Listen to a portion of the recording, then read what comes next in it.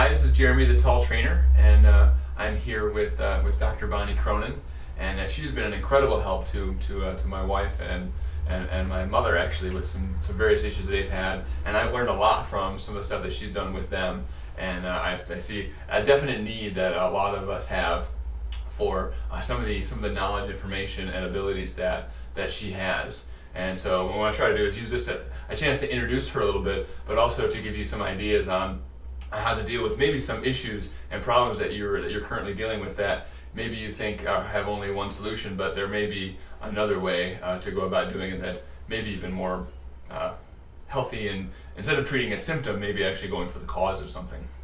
So I guess we'll just jump right into it. Okay, sounds good. We'll start with, I guess we'll talk about a little bit what you helped Sarah with. Is she was having some digestive issues, basically constipation, not things just weren't going very well, and I know a lot of our clients have some of those issues too. Okay, so with any kind of if the digestive system's a little sluggish, or sometimes people are the opposite way, sometimes that could be an indication that there's a little dysbiosis going on, and dysbiosis means there's like an imbalance of good flora and bad flora. So we have good bacteria that live in our digestive tract that can help, that good bacteria actually help with metabolism of certain nutrients and absorption of certain nutrients, but they can also help with constipation issues. So sometimes just adding in a good high potency acidophilus and bifido supplement can really help the digestive tract flow a little bit better. The other thing with constipation issues and or looser bowels is sometimes it could be an indication that there is a food sensitivity. Mm-hmm. So with food sensitivities, there's probably the main sensitivities would be like gluten or dairy or nuts or eggs. And some people have more of an anaphylactic reaction, but some people are just slightly intolerant and they can just get constipation, or they can have an allergy that creates constipation issues too. So determining if there is a food sensitivity component to it would be a good way to do. A good way to go too. Yeah. Yeah, and it has worked really, really well. In fact, when she doesn't take her probiotics and stuff like that, she really notices. And she's tried other stuff. Other probiotics and things like that before she even came to you, and it was, there's not a whole lot, but the stuff that you found and stuff like that has been really, really, really helpful. The hard thing with probiotics is sometimes they're grown on dairy, so they can have some trace elements of dairy in it. So if you are sensitive to dairy, that could be an issue with it, and some definitely are better than others. Quality, yeah, because they are live bacteria, and most of the time if they're refrigerated, they're slightly better quality. Mm-hmm. But some companies definitely make better quality probiotics than others. Yes.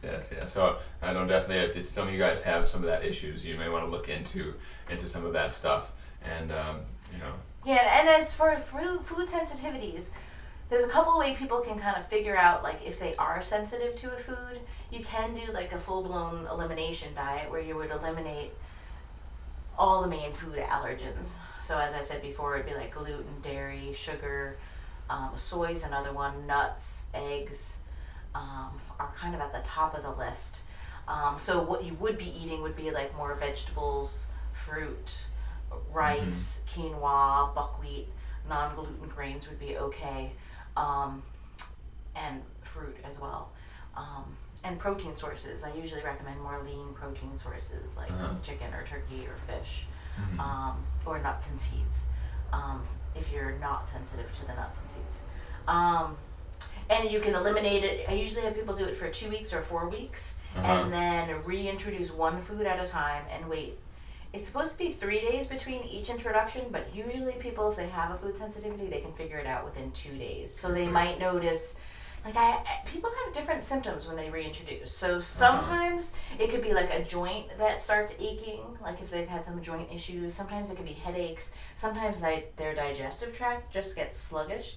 The other test you can do is you can actually weigh yourself before trying it, and then weigh yourself the next day. And if you are sensitive to a food, commonly you will gain a little bit of weight. We've seen that on the scale. Yeah. And that's how I've kind of come across, man, some of these people, they're having these bigger fluctuations than normal, and like so they're really reacting Yeah. to a food. So like one day, because we weigh every day, one day they're they're in a pretty good spot, then all of a sudden they go, well, I kind of went out to eat and things like that, and it's up quite a bit. I'm like, that's a pretty big. Well, sometimes it can be a food sensitivity. So you go Some- out to well, eat. Sometimes it it's- can also be like It salt. can be salt and stuff too, and other but things. But if you're just like having the straight food, I would say it's probably a sensitivity. And think of it, it's your body mounting this inflammatory response. So it's going to make you prone to more inflammatory issues. So, I mean, most disease processes are inflammatory. So arthritis, rheumatological conditions,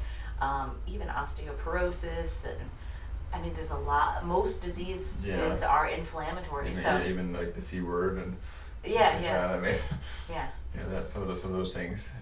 So eliminating those foods would be optimal, probably, for that individual.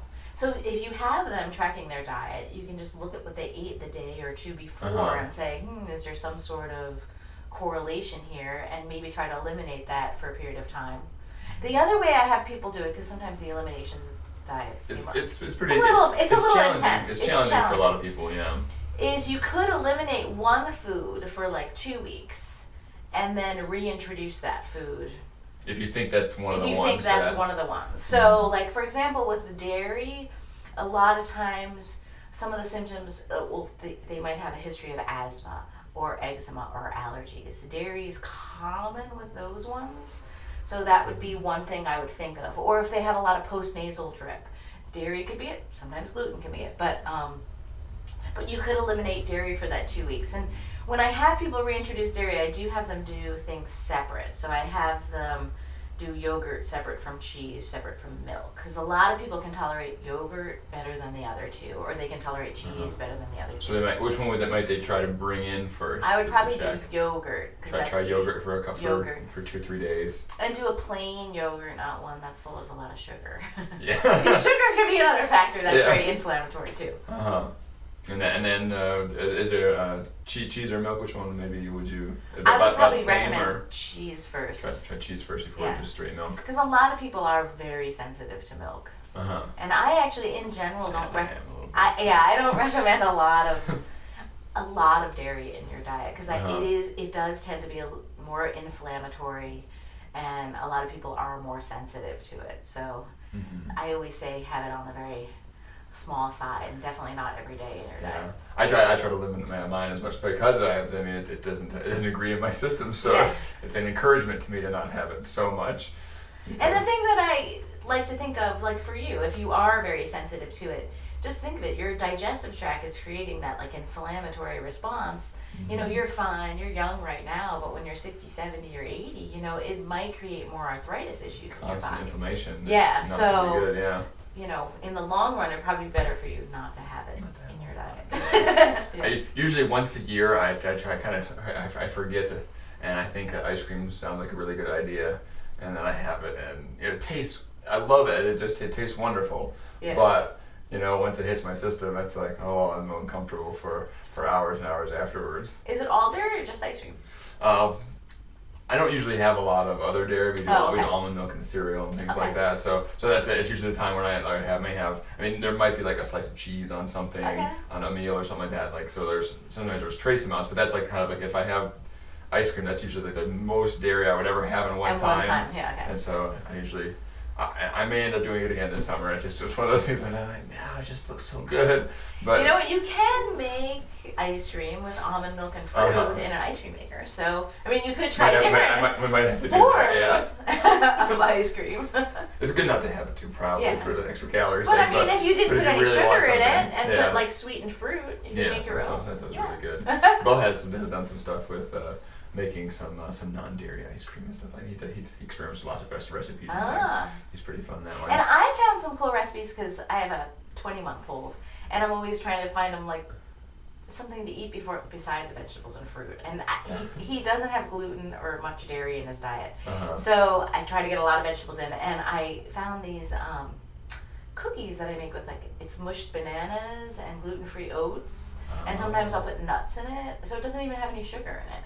And they're really good. Sarah found some cookies that have chickpeas Oh. in there. Those are really good. So, like, experimenting with ideas. There's a lot of recipes. I mean, you can just Google stuff and find a lot. There is some good stuff out there, yeah. And you don't even have to use sugar or anything, any of that inflammatory type stuff there, yeah. Exactly. I think if we know we can get people onto some of those things. I know sometimes it's tough to change some of those habits, and some of those connections we have with some of those foods. But if you can, sometimes it's amazing. It can have a profound effect. It's amazing what it can do for people. And I always say in moderation. If there's a special occasion or you will probably notice a more significant reaction to it, especially when you eliminate something for a period of time. When you add it back in, there's a stronger reaction. So, I mean, you might even get to a point where you don't even want to have it on the special occasions because you don't feel well with it. So, get close to that on dairy, yeah. Like I have caffeine that happened to me. I used to drink soda and coffee and things like that through actually through high school and in part of college, and I could drink a whole 2 liters of soda probably before bed and sleep just fine. Now, if I have any kind of caffeine at all, because I don't have it a whole lot. I mean, I'm like very sensitive. And if I have caffeine in the morning, like I actually have trouble sleeping that night. Yeah. Like it affects me so strongly now. That's also an indication that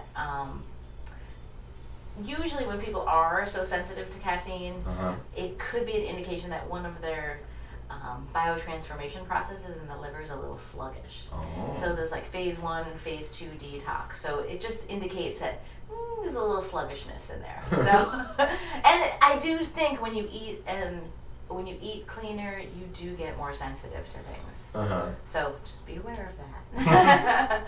I'm still promoting eating cleaner though. Yeah. I mean, you do have to have some moderation there and some opportunities to have those things, because sometimes psychologically, if you say I'm never ever going to have my favorite thing ever again, it makes you go crazy. But so like I'm going to choose not to most of the time. Yeah. And every once in a while I may have something, but then you may find that you want to have it less and less because you realize it's doing something. Yeah, and I have seen kind of a trend in my practice that more and more people are really sensitive to gluten. And that is one that if people are truly sensitive and have a true celiac picture, I mean, you really cannot reintroduce it. Yeah. And because you're really affecting absorption of nutrients, and you can set yourself up for some really significant other diseases further down the line if you don't avoid it. So, and they've shown that like the rate of gluten sensitivity has gone up tremendous. I think they're saying it's about 1 in 250 adults. So it's pretty significant. I almost feel like it's maybe certain levels, but I almost feel like it's more than that. As far as some of the people we have coming in and stuff like that, it's just most people just aren't aware. They just don't even know to even think if they have a sensitivity or not. Yeah. It seems like there's a lot of people that are. And I do think it probably depends also on the source of where you get the gluten from. Some people can do better with like spelt rather than a true wheat. It's in a little bit of an older grain, but it's a wheat. And some people do respond better with spelt rather than just a plain wheat. And also the preservatives that are in things that are people, most of the things that are wheat based are breads or, things that, might have preservatives in it. So in there too, yeah. If you have something that has a lot of preservatives, and some people just are very sensitive to preservatives, you want to. If you buy a loaf of bread, it should go bad in 2 days. So if it doesn't, it probably is packed with preservatives. So reading labels and making sure. A bread really should have like some sort of flour, yeast. Sometimes they use honey or a little sugar to help that, and salt. 4 or 5 ingredients, not 20. Oh yeah, some of those labels are really long on a lot of things there. Yeah, and then they hide stuff, and I just feel like our food sources, most things out of a box or a bag, just have a lot of hidden stuff in it, and they always have added sugar or high fructose corn syrup, and that's another thing. I really try to have people avoid the high fructose corn syrup. There's been newer studies saying that 1/2 to 1/3 of the sources are contaminated with mercury, which is a known carcinogen. So anything that we can decrease our exposure to any kind of environmental toxin would be a good thing. That's a good idea. Anytime you can eliminate some carcinogens. Yeah. You know, Yeah. I prefer not to have cancer if I can, if there's anything in my power to. Yeah. You know, you want to try to lean farther away from that, because that does seem to be, at least, you know, even just personally, the rates just seem to be going up. You just are always hearing about somebody, and it seems like, you know, young people and Yeah. things like that are getting cancer. You know, people, there's some guys my age that have, you know, been hit, you know, in the local area, and that really hits home to me. Like, I mean, they're not like unhealthy guys, but it's just they're eating some standard stuff, and they're I mean, there's obviously some genetic stuff that happens too, but sometimes there is a portion that is due to some of the environment stuff and some of the diet stuff, and I want to make sure I do as much as I can. Yeah, what to help I those. tell people is, you know, eat as clean as you can. Really try to eliminate toxins that are in your household. So, really use very natural cleaning products. I mean, in our house we use vinegar, water, baking soda, and that's about it. I don't want there to be any toxins in our household. And there's a lot of stuff in what we're putting on our bodies. Yeah. So really, you know, what lotions we're using, really try to find something that's pretty pure. There's a great website, www.ewg.org, and the Environmental Working Group. And they have the Skin Deep section, and you can look up products, and it'll tell you what's in it, and like if it's low toxicity or higher toxicity. And they have some other cool stuff on, like every year they come out with pesticides in produce, and they have a new list that comes out. So it's really good to sign up for their newsletter, and they don't really send you a lot of junk mail.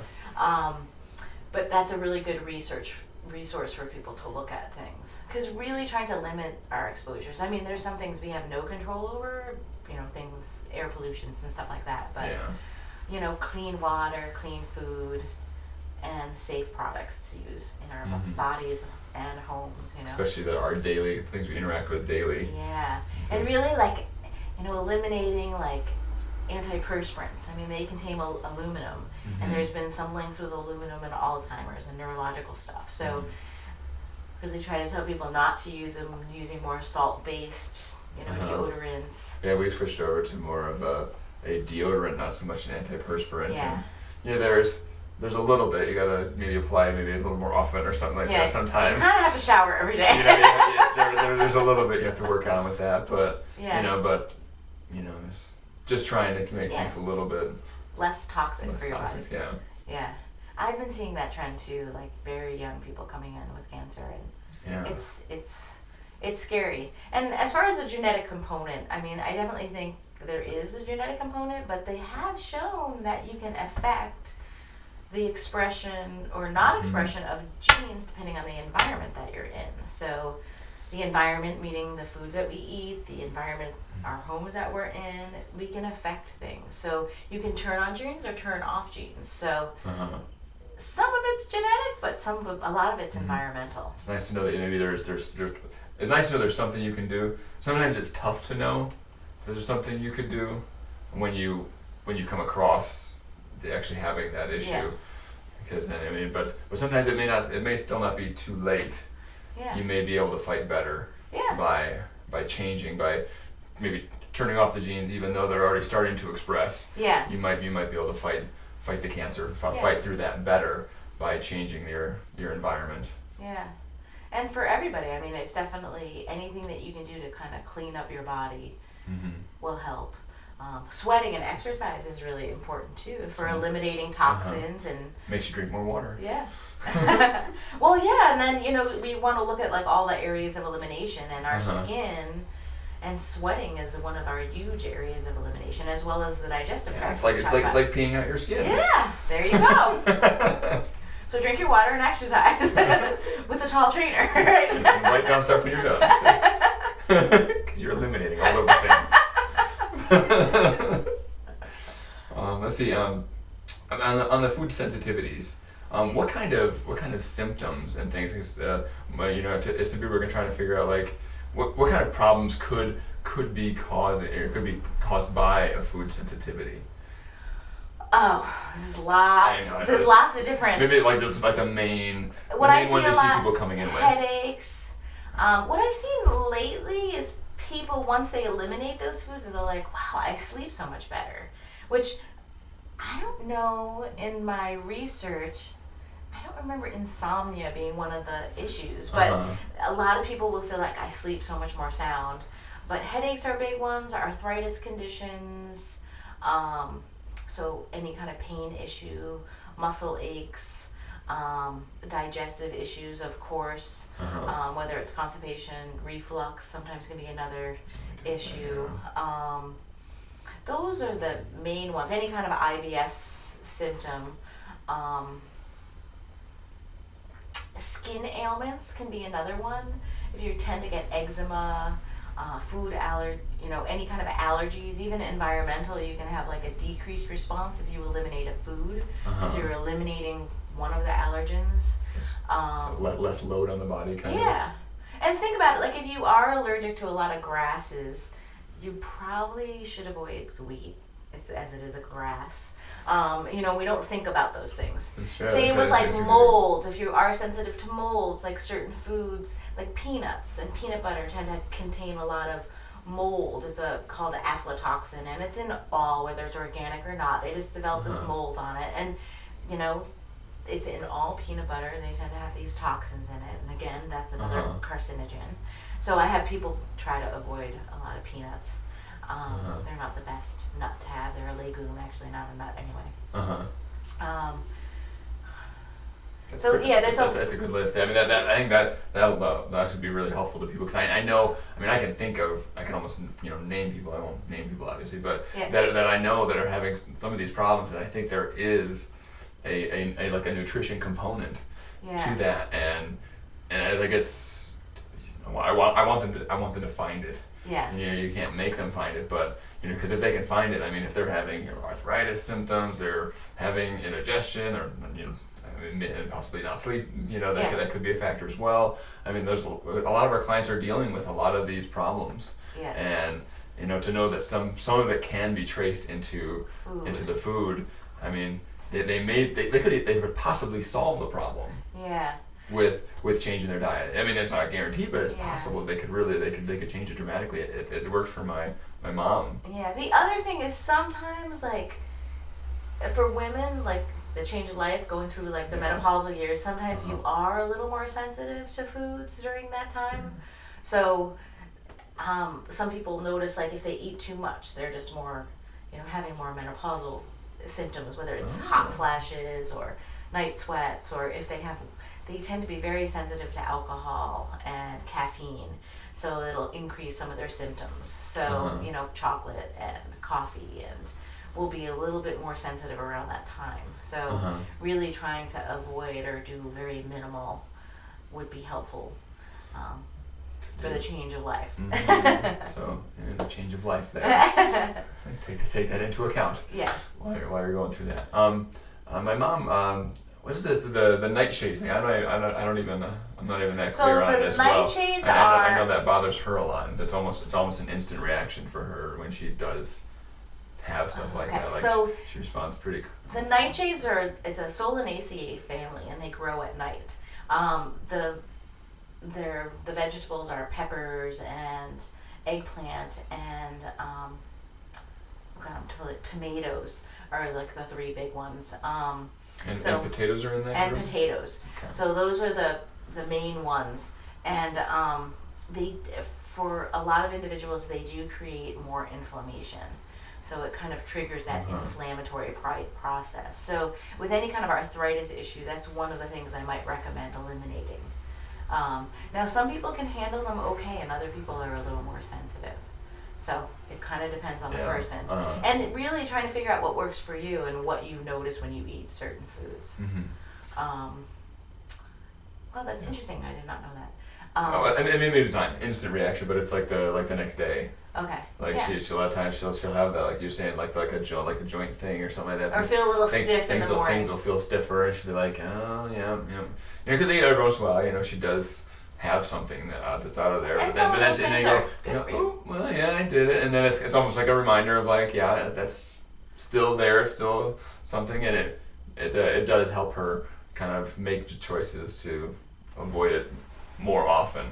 Yeah. Because she can. So that's one of the things that tend to one of the groups of foods that do increase inflammation. And then like other foods that kind of increase inflammation are going to be any of your like white flours and sugars. Definitely more inflammatory response. Dairy, I think, can be a big inflammatory trigger. And sugar is a big one. And there's a lot of sugar in many people's diets. Yeah, there's some people that are crying listening to this right now. Probably. Yeah. Oh, my favorite things. But yeah, so most baked goods are out of it. Yeah. So those I would say would probably be like any kind of white flour, white breads, sugars, again the peppers, tomatoes, potatoes, eggplant. For some people can be sensitive to. I usually try to recommend to people, when they're on a diet or something like that, or like is they have to discover their own diet. It's like it's not like I don't like diets that have names. Yeah. I like it's kind of like you should be on like I'm on the Jeremy Biernatt diet. Yeah. And I have to discover kind of what is going to work right. So taking some of this information and start testing it a little bit and try to find out, okay, what kind of things work well, what kind of things does my body run well on, and what things aren't going to be running well on, and I know some of those things are things that I've already noticed in myself that there's at least some negative response to some of that stuff, and so it goes, okay, well, that's something to consider if I'm going for optimal health and things like that. And some of our clients are going for the weight loss. They have this stuff, the squishy stuff that they want to get rid of, and they're really upset that they seem to be retaining and holding on to it.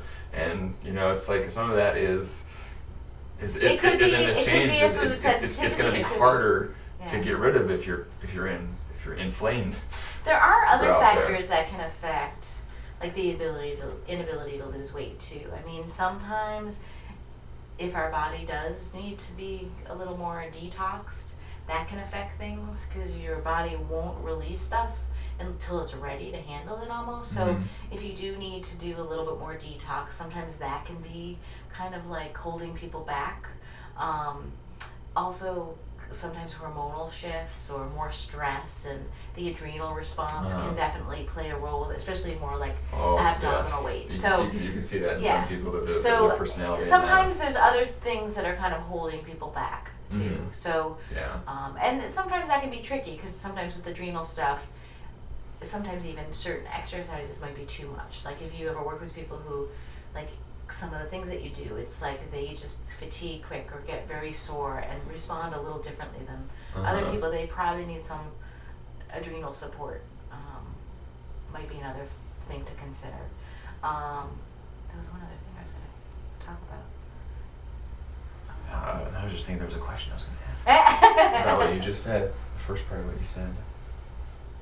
Detox? Yeah. How would you recommend somebody try to detox? And we talked about elimination diet. Is there, there's all these cleanses out there. You take this thing or something like that. You take that, or and some people will go through that, and some people like just rave about them, and some people love that stuff. Again, how would you recommend work for some people better than that? others.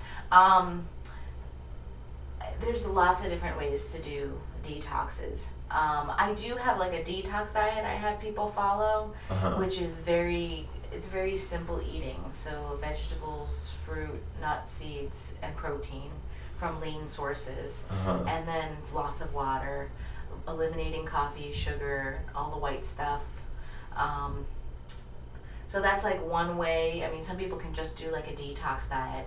The other thing you want to think about when you're doing... Do you recommend that like forever, or... Well, it would probably be a better diet to be on long term, truthfully. I do think people do better with like the majority of their diet being vegetables and fruit. What's the minimum amount of time that you would say, okay, if you were going to do like the sprint detox? I know some people are looking for like some kind of quick thing or something. Some people can do like a 3-day where they're just doing like vegetables and protein and you do need some form of protein to aid the detox pathways.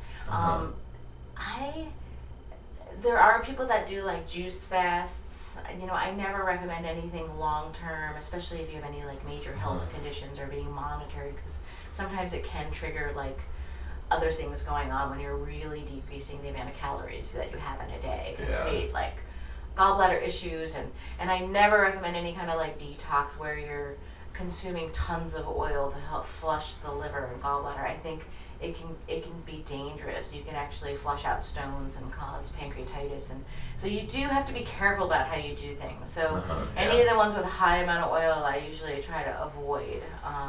That's a good and tip. you know, you just want to make sure all the areas of elimination are working well. So you want to, I mean, the things that aid in detox is making sure that you're going to the bathroom every day. I mean, we eliminate a lot of, no, we do.